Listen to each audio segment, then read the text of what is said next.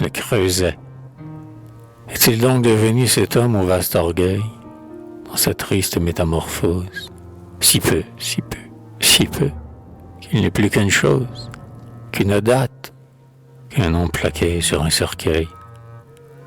Ce seul homme aujourd'hui posthume, tout orné de talismans d'or, hier prenait son libre essor, dans le duvet sur la plume. Il était bien servi, bien choyé.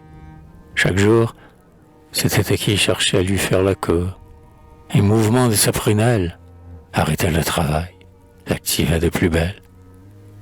Des bras robustes par milliers, pour fabriquer le miel de son aisance, travaillait sans relâche, incessant pionnier de sa fastueuse existence. Autour de lui, le centre du printemps, de force tournait tout un monde, râpant son profit, égrenant la ronde, le temps. Si qu'à force d'adresse, à chaque tour de roue, ce monde moulin cran par cran, il retirait mouture enrichissant la proue, son vaisseau, chaque jour et chaque an.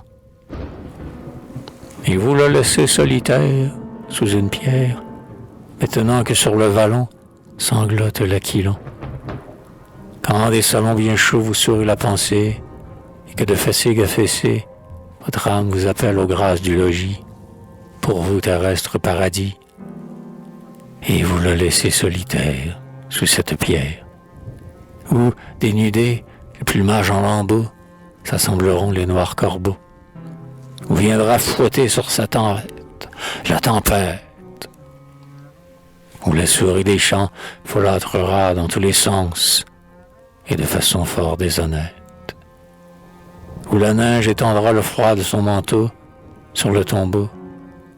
Le corbeau noir, la blanche neige, en effet pourrait-il savoir que cette pierre est l'abri qui protège le sépulcre du mort et son dernier dortoir. L'ouragan, la pluie et l'orage, non plus que la souris sauvage de leur dédain, ne l'épargneront pas, ce tombeau. C'est certain. Mais, dites-vous, sous cette pierre, près de la mer tranquille et solitaire, ce n'est pas lui que nous laissons dans ses bas-fonds. C'est son corps seulement. On des voiles funèbres dûment pactés, dûment cloués, scellés. Où peut-il être mieux que parmi les ténèbres, sous le poids d'une pierre, un mort bien emballé? Pour son âme, c'est autre chose. Son âme, c'était lui.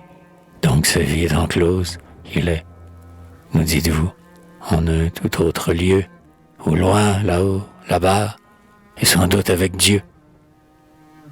Plus au ciel que nous tous passagers d'une vie, où le Créateur nous convie, nous puissions retirer une moralité de ce fait à nos yeux devenu vérité, que nous fait voir la mort, ce grand chimiste, qui sait de son scalpel nous extirper le schiste, des mauvaises humeurs, du terreux, de l'obscur, des viles passions, en un mot de l'impur.